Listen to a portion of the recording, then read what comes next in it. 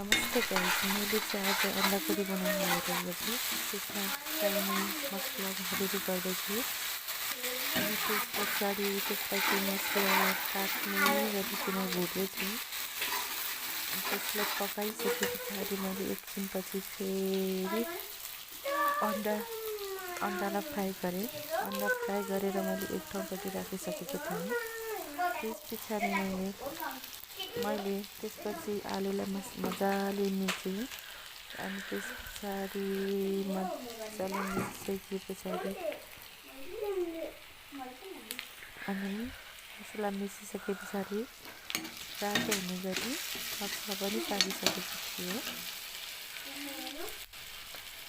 मसला पाकिसके पछाडि मैले अब आलुलाई राखेँ, मिक्स गरेको आलु राखेँ। त्यस पछाडि मैले हेर्दैछु आलुहरू रेडी गरेर राखिसकेको थिएँ अनि आलु राखेँ।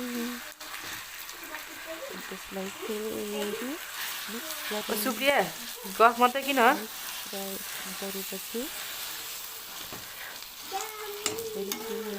अनि त्यसपछि मैले पानी थोरै राखेर यस्तो बनाएँ। कस्तो लाग्यो हजुरलाई? जस्तो लाग्छ त्यस्तै कमेन्ट गरिदियो अनि सब्सक्राइब पनि गरिदिनु है।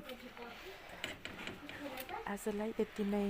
अर्को हजुरहरूले सपोर्ट गर्नुभयो भने अर्को पार्ट राख्नुला। रेडी भयो नेक्स्ट भिडियोमा पनि हजुरले सपोर्ट गरिदिनु भयो भने बनाउने छु।